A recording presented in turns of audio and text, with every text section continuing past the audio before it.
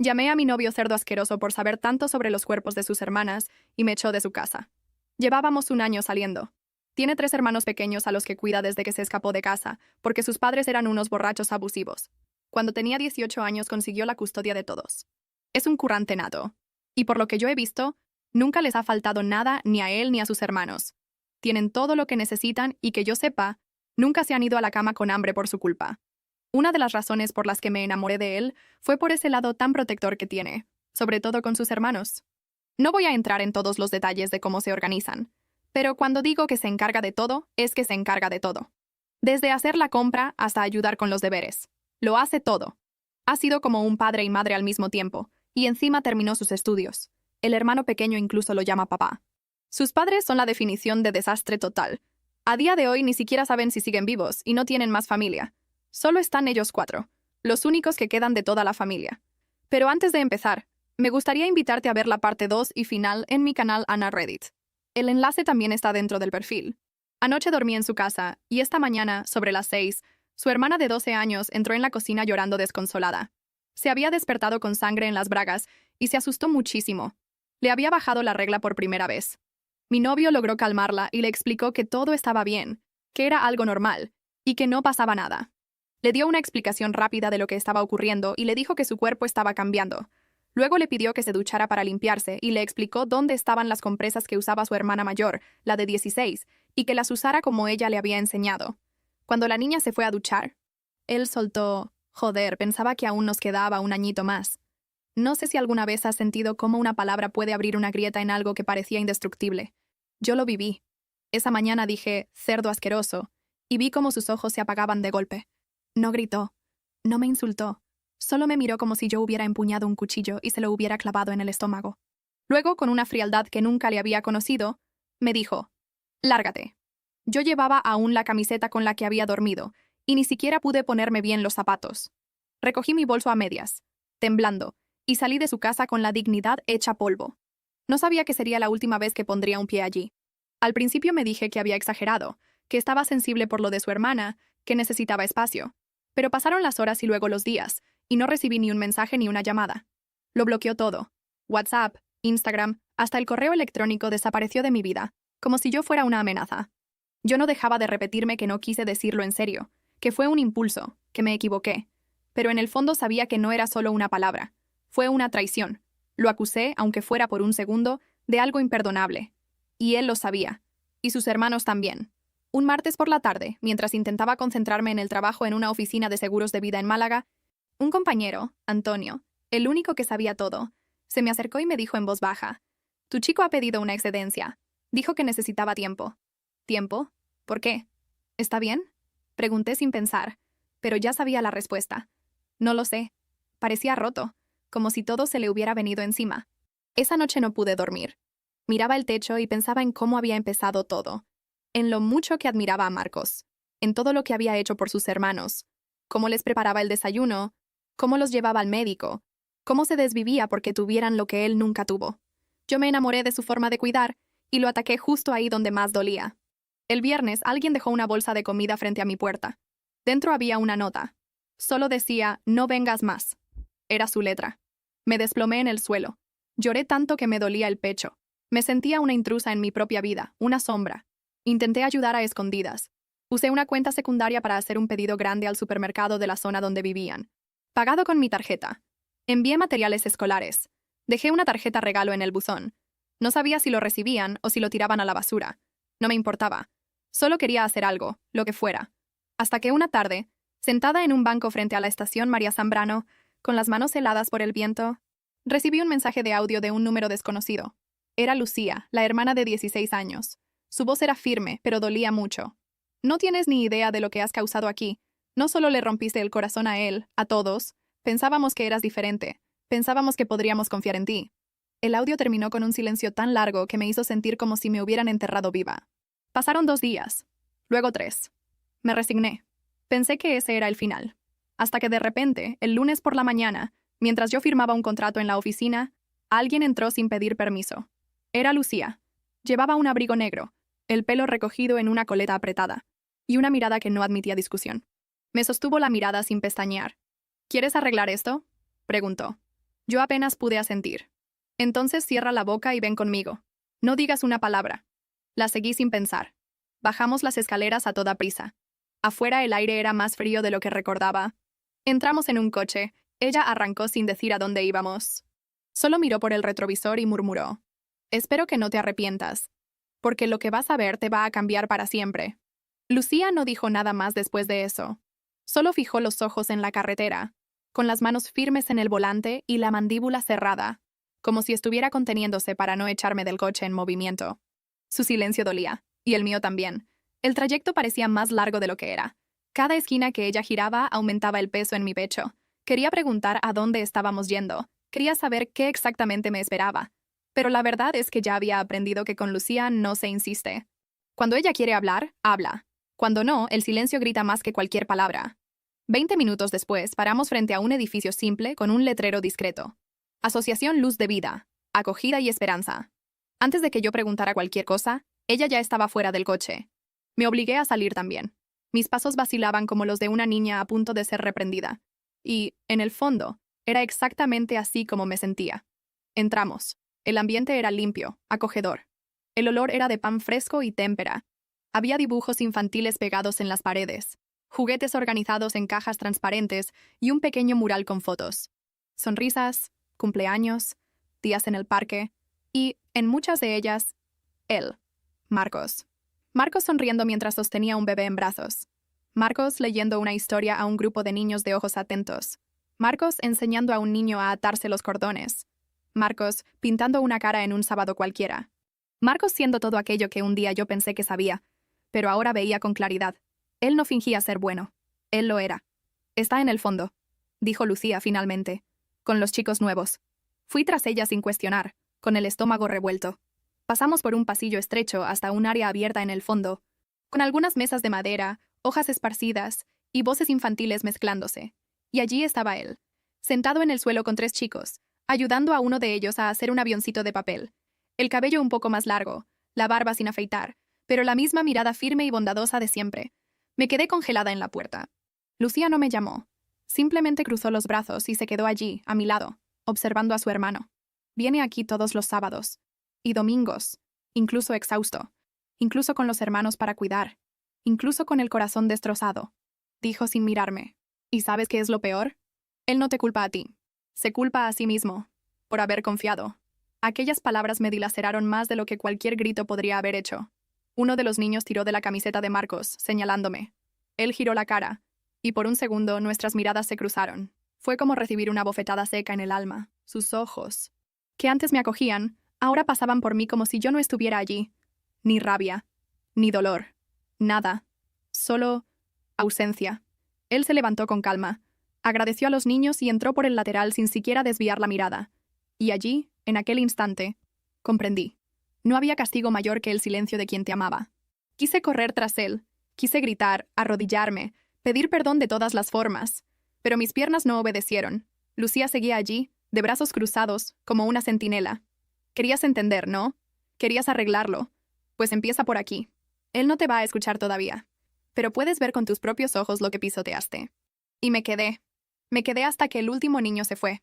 Me quedé barriendo el suelo, doblando papel, apilando libros. Me quedé sin saber si un día sería notada de nuevo. Me quedé, porque ahora sabía. No se trataba de ser perdonada. Se trataba de merecer, un día, poder mirarlo sin avergonzarme. Y así fue como me quedé. El sábado siguiente, volví. No porque alguien me invitara, ni porque pensara que sería bien recibida, sino porque, por primera vez en la vida, entendí lo que era la responsabilidad emocional, y sabía que huir sería solo un error más. Llegué temprano. Ayudé a organizar el material de pintura.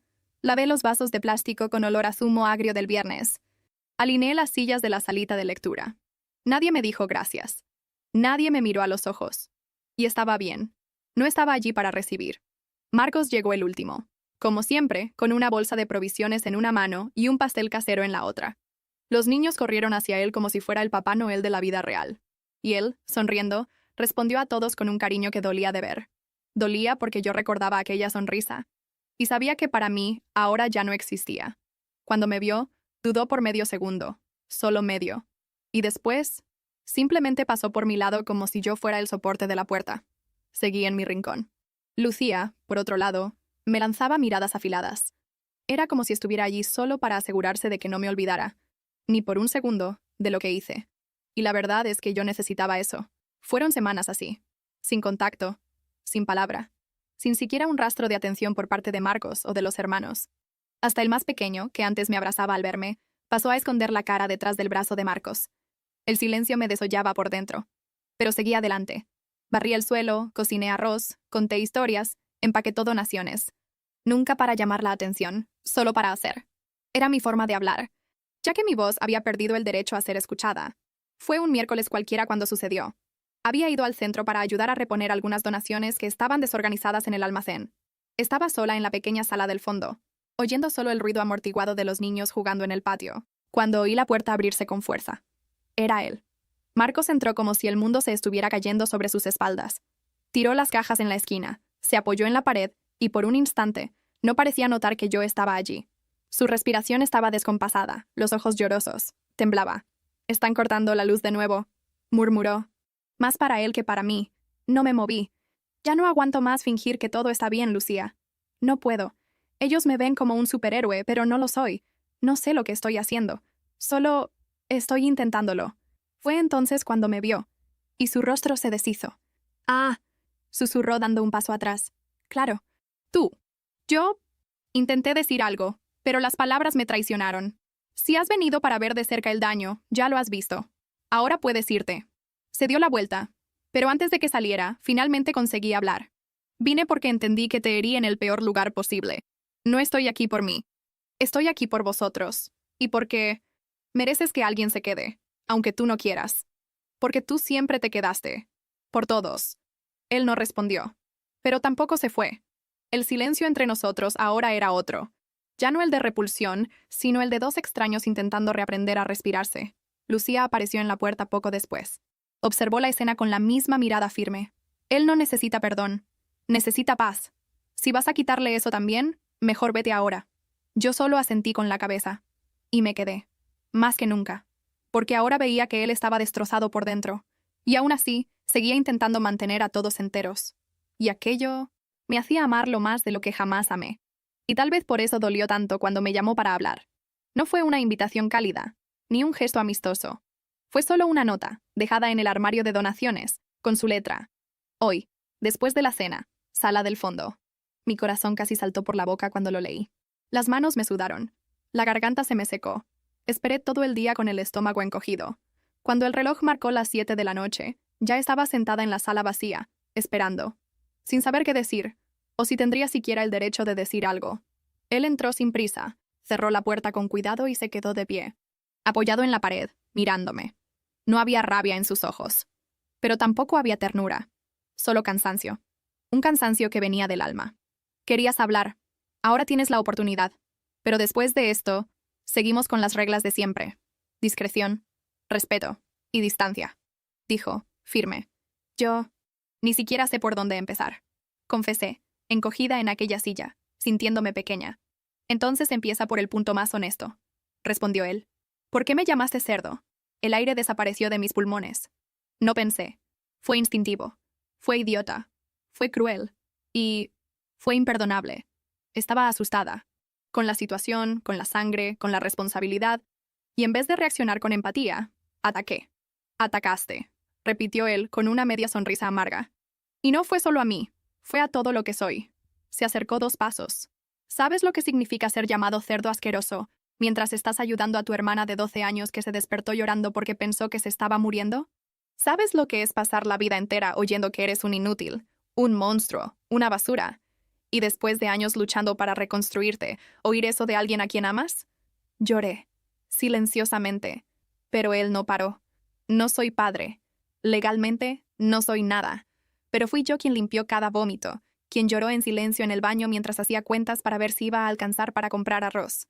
Fui yo quien se arrodilló en el baño con ella aquella mañana. Y tú lo ensuciaste todo con una palabra. Una. Se sentó en la silla frente a la mía, la mirada aún firme, pero con los bordes agrietados. No te odié. No puedo. Pero te temí. Tuve miedo de que si fuiste capaz de verme así en un momento tan frágil, tal vez siempre me hayas visto de esa manera. Como un hombre extraño, indecente, que cuida demasiado, que se involucra demasiado, que no es normal. No. Me atraganté finalmente. No, Marcos. Nunca te vi así. Nunca. Aquello fue miedo, sí, pero no de ti. Fue miedo de mi propia incapacidad de estar a la altura de todo lo que tú cargas. Me sentí pequeña, inútil, y en vez de asumir eso, te ataqué. Destruí lo que más protegías, tu honor. Él bajó los ojos por un momento. Y es por eso que estoy aquí, porque tú reconociste eso, dijo él, en voz baja. No estoy aquí para perdonarte, todavía no puedo, pero estoy aquí para escuchar. Porque incluso roto, todavía creo que las personas cambian. Y a veces, quien hiere también puede reparar.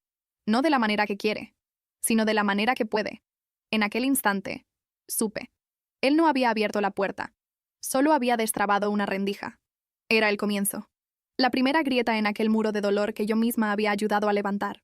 Salí de aquella sala con la cara mojada, las piernas temblorosas, pero con el corazón un poco más entero. Él me escuchó. Y por primera vez desde todo, sentí que tal vez, un día, podría ser perdonada. Fue la semana siguiente cuando la coordinadora del centro apareció con la propuesta. Un evento estatal sobre juventud y reconstrucción familiar, con foco en historias reales. Querían que Marcos fuera uno de los ponentes. Querían escuchar la historia del hermano que se convirtió en padre, el hombre que reconstruyó una familia desde cero, sin apoyo, sin manual, sin descanso. Él rechazó de inmediato. No soy ejemplo para nadie, dijo al tirar el trapo de suelo en el cubo. Solo hice lo que necesitaba. Y todavía me equivoco muchísimo. Pero Lucía, con la firmeza que heredó de él, fue clara. Justamente por eso, Marcos, porque no eres un personaje de propaganda. Eres real. Y el mundo necesita escuchar historias reales. Necesitamos que sepan que existes. Él dudó. En los días que siguieron, vi el conflicto en su rostro, entre el deseo de esconderse y el impulso de proteger lo que construyó. No dije nada. Solo estuve cerca. Ofrecí ayuda con las diapositivas, con la estructura de la charla, con la revisión de los puntos. Él aceptó con reluctancia, pero aceptó. Yo seguía siendo una sombra al margen, pero una sombra presente y silenciosa. El día del evento, la tensión era visible. El salón estaba lleno. Educadores, asistentes sociales, estudiantes. Había una mesa en el escenario, un micrófono y una pantalla enorme al fondo con su nombre. Marcos Sanz, la fuerza de quien eligió quedarse. Él subió al escenario con pasos lentos. Camisa simple, pelo recogido hacia atrás. Aplausos tímidos. Respiró hondo. Cogió el micrófono. Abrió la primera frase. Y se bloqueó. Literalmente. Se quedó mudo. Los ojos recorrían el público sin foco. Las manos temblaban. La garganta se le cerró. La coordinadora sentada en la primera fila se inclinó, preocupada. La tensión se extendió como humo. No pensé. Simplemente me levanté. Con permiso, dije, con la voz temblorosa, pero lo suficientemente firme. Subí al escenario bajo la mirada confusa de todos, incluida la de él. Tomé el micrófono suavemente de la mano de Marcos, pero no para reemplazarlo. Para protegerlo. Disculpen la interrupción. Sé que no soy a quien vinieron a escuchar, pero, si me permiten, quiero hablar sobre este hombre aquí. Él intentó protestar, pero yo ya había comenzado. Mi nombre es... Bueno, no importa. Lo que importa es que conviví con este hombre. Y lo vi con mis propios ojos. Hacer que lo imposible pareciera rutina. Él no crió hermanos. Crió seres humanos fuertes, conscientes, íntegros. Creó el tipo de familia que muchos que nacieron en familias estructuradas jamás pudieron construir. El público quedó en silencio. Lo he visto despertar a las 5 de la mañana para preparar fiambreras. Lo he visto pasar la madrugada ayudando con los deberes. Lo he visto hacer 3 trabajos diferentes para que nunca faltara dignidad en la casa en la que vivía. Lo he visto consolar a una hermana en llanto que no entendía lo que era ser mujer. Y lo hizo con más respeto, cuidado y amor que muchas madres por ahí. Mi voz falló, pero continué. Sé que él no se siente a la altura de este escenario, pero tal vez porque hombres como él nunca han sido llamados a estar aquí. No tiene diploma de pedagogía ni curso de psicología, pero tuvo el coraje de crear un hogar en medio del caos. ¿Y eso? Eso es heroísmo puro. Los aplausos comenzaron a resonar, lentamente, después más fuerte. Algunas personas se levantaron. Me volví hacia él y vi la sonrisa, pequeña, contenida, pero allí estaba, la primera desde el día en que todo se derrumbó. Él tomó el micrófono de vuelta, con los ojos húmedos. Gracias, dijo él, haciendo una pausa durante largos segundos, por verme. Y entonces habló, contó su historia, sin adornos, sin drama, solo verdad. Y por primera vez en mucho tiempo, no lloré de culpa. Lloré de orgullo. Y fue a partir de ahí que las cosas comenzaron a cambiar. No con abrazos, no con disculpas, no con ningún tipo de declaración dramática. Cambiaron de la manera en que las cosas verdaderas cambian, poco a poco. En silencio. Al ritmo de quien ya perdió demasiado para arriesgar de nuevo. En la semana siguiente a la charla, llegué al centro y Marcos ya estaba allí. Preparaba zumo de naranja en la cocina, como siempre hacía. Cuando me vio, no desvió la mirada. Solo dijo, «Hay más fruta en la nevera, si quieres ayudar». Fue eso, la primera rendija de convivencia sin tensión. Comencé a ir a las casas de las familias para ayudar con las visitas de las asistentes sociales. Dejábamos donaciones juntos, rellenábamos formularios, y de vez en cuando, él incluso soltaba un comentario seco sobre mi manera desastrosa con los documentos. Yo fingía que me ofendía, él fingía que me creía. Con el tiempo los hermanos comenzaron a ceder también. El más pequeño, que antes escondía la cara, pasó a saludarme con un «hola» apagado. Lucía seguía siendo dura.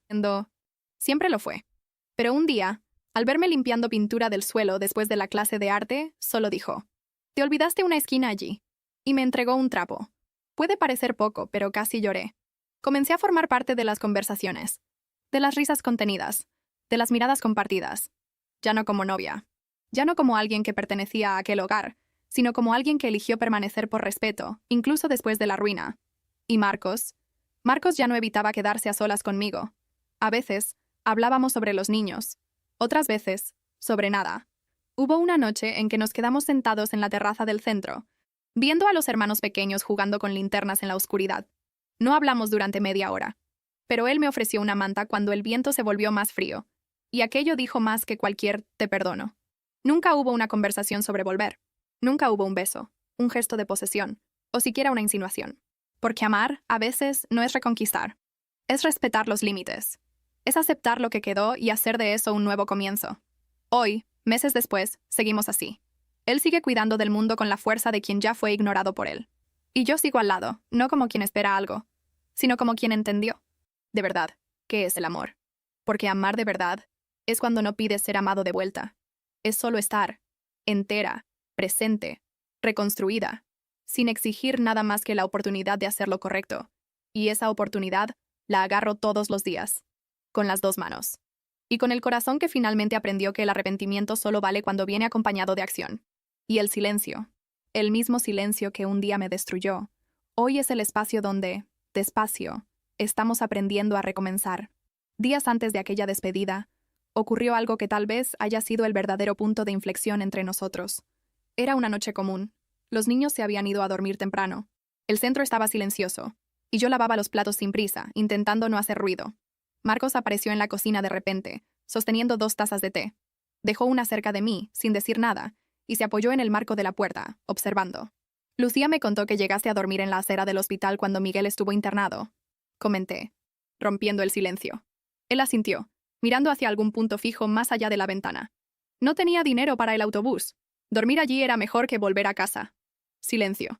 Nunca hablamos de eso, ¿verdad? De cómo era antes de todo. Continué, cautelosa. No hay mucho que hablar, respondió, tomando un sorbo de té. Era una guerra. Solo que nadie la llamaba guerra. La llamaban hogar. Me volví hacia él, esperando que dijera más. Y para mi sorpresa, lo hizo. Una vez, cuando tenía unos 10 años, me desperté en medio de la noche con el sonido de botellas rompiéndose. Me escondí debajo de la mesa de la cocina y me quedé allí, durante horas. Mis padres se golpeaban, se lastimaban, gritaban. Mi madre decía que prefería morir antes que seguir viviendo con nosotros. Y mi padre decía que ella solo estaba viva porque nadie se tomaba la molestia de matarla. Las palabras salían firmes, pero los ojos estaban distantes. Recuerdo que, aquella noche, me prometí a mí mismo que nadie más viviría lo que yo viví, que mis hermanos tendrían miedo a la oscuridad por culpa de películas malas, no por lo que escucharan en casa, que se despertarían con olor a café y no a vómito, que crecerían sabiendo lo que es ser amado, aunque fuera solo por mí. Solo por mí. Me acerqué, con un cuidado casi reverente.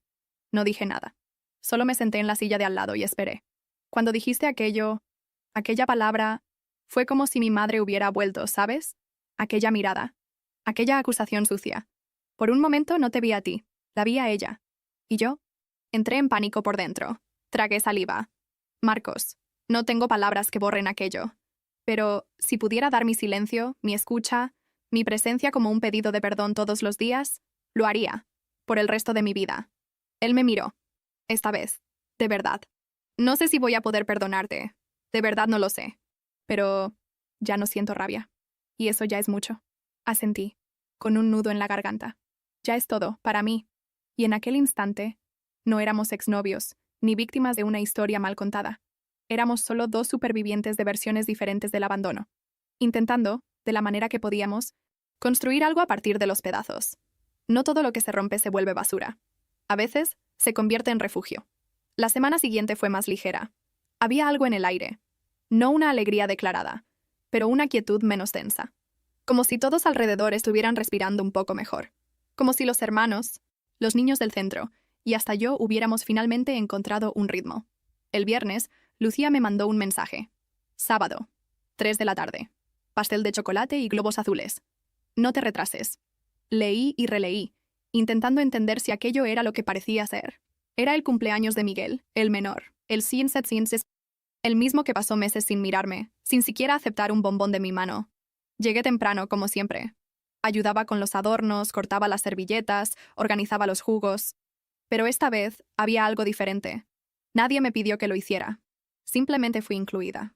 Los niños estaban eufóricos, corriendo con sombreros coloridos. Lucía organizaba todo con su eficiencia militar disfrazada de frialdad. Marcos cuidaba de la barbacoa improvisada, riéndose de algo que una voluntaria dijo, y yo solo observaba, intentando absorber cada detalle. Cuando llamaron a todos para cantar el cumpleaños feliz, me senté en un rincón. Era su fiesta, su familia. Y yo aún no sabía si era parte de eso. Fue entonces cuando Miguel me vio. Se detuvo en medio del círculo y, con la naturalidad que solo un niño puede tener, me señaló y dijo, «Quédate aquí también. Tú siempre ayudas a inflar los globos». Me levanté despacio, sin saber dónde poner las manos. Cuando llegué cerca del pastel, Marcos dio un paso hacia un lado. Creó espacio. Pequeño, pero claro. Cantamos juntos. El cumpleaños feliz salió desafinado, animado, sincero. Y yo allí, entre ellos, casi sintiéndome parte de nuevo. Cuando empezaron a distribuir las porciones de pastel, Lucía vino en mi dirección. Por un instante, pensé que iba a pedirme que le entregara algo a alguien. Pero no. Extendió un plato con una porción generosa. Sin nueces. Sé que no te gustan. Dijo, sin mirarme. Fue solo eso. Y fue todo. Me senté en el mismo banco de antes, en la esquina del jardín, hasta ahora, saboreando aquel pastel con más cuidado que cualquier postre de mi vida. Y entonces, como si fuera la cosa más natural del mundo, Marcos vino y se sentó a mi lado. «¿Cómo fue el trabajo esta semana?», preguntó, con los ojos fijos en los niños. Sonreí. Agotador. La aseguradora cambió el sistema y nadie sabe usarlo todavía. Es como enseñar a un caballo a usar una hoja de cálculo. Él se rió. Una risa corta, discreta, pero real. Lo conseguirás. Siempre aprendes. Aunque sea a la fuerza. Conversamos durante 20 minutos sobre cosas banales. Tráfico. Recetas de zumo natural. La última película que vio con sus hermanos. Nada sobre el pasado. Ninguna mención al error. Ninguna puya. Solo dos adultos sentados en el banco de un centro comunitario, intercambiando palabras como quien planta semillas. Sin prisa. Sin garantía de cosecha.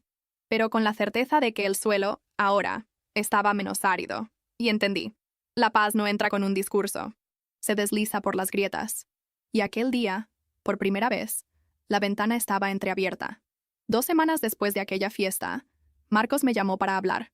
Fue después de un final de tarde tranquilo, con los niños pintando carteles, y Lucía limpiando pinceles con cara de que ya no me odiaba tanto. Nos sentamos en el comedor, solo nosotros dos. Él no dio rodeos. Me llamaron ayer. Una ONG de otra ciudad. Trabajo fijo, contrato, casa grande con estructura para niños, acompañamiento psicológico gratuito para los hermanos, salario digno y paz. La palabra quedó suspendida en el aire. Paz. Parece estupendo, dije, intentando mantener la voz firme. Sí, pero es lejos. Esperé a que dijera más, pero no lo hizo. Solo se quedó mirándome, como si esperara que yo reaccionara de alguna manera. Entonces respiré hondo. Miré aquellos ojos que conocía tanto y simplemente dije, «Ve». Él arqueó una ceja. ¿Así sin más? ¿Sin discurso? Sin apego, respondí, sonriendo levemente. No me debes nada, Marcos. Y si ese lugar es un poco más liviano que aquí, ya has esperado demasiado para tener eso. Por un segundo, vi algo romperse en él. Pero no era rabia. Era miedo. No quiero parecer desagradecido. Has ayudado tanto. No ayudé para que me recordaras, interrumpí. Ayudé porque era lo correcto. Y porque, aunque nunca volvamos a hacer nada, siempre voy a querer verte bien. Es solo eso. Es suficiente. En los días siguientes, fui parte activa del proceso. Organicé los documentos de los niños, revisé la matrícula en la nueva escuela, imprimí copias de DNI, certificados, concerté exámenes, entregué cuadernos, lavé las zapatillas más sucias. Lucía el último día me abrazó. Sin aviso, sin palabras, un abrazo corto, pero apretado. Miguel me entregó un dibujo con lápices de colores. Yo, él y un pastel gigante. Escribió, gracias por quedarte siempre cerca, con las letras torcidas y firmes. Y entonces llegó la mañana. La furgoneta estaba parada frente al centro, con las maletas ya guardadas. Marcos hablaba con el conductor, mientras los hermanos corrían alrededor, nerviosos y emocionados. Yo estaba en la puerta, con una caja en los brazos. Los últimos documentos, los últimos refrigerios, las últimas recomendaciones. Él vino hacia mí despacio. ¿Te quedarás? Asentí. Alguien tiene que mantener el papeleo en orden. Y enseñar a la próxima voluntaria a no freír el arroz. Él se rió. De verdad. Nos quedamos en silencio un tiempo. La brisa de la mañana pasaba suave, casi triste. Gracias por haberte quedado. Incluso cuando no podías quedarte conmigo, dijo con los ojos fijos en los míos. Sonreí. Una lágrima cayó, pero no fue de dolor. Fue de alivio. Gracias por haberme dejado, incluso cuando podías odiarme. Él tocó mi hombro. Apretó, suavemente, y entró en la furgoneta. Me quedé allí parada hasta que el coche dobló la esquina y desapareció. No lloré más, no me tiré al suelo, solo respiré.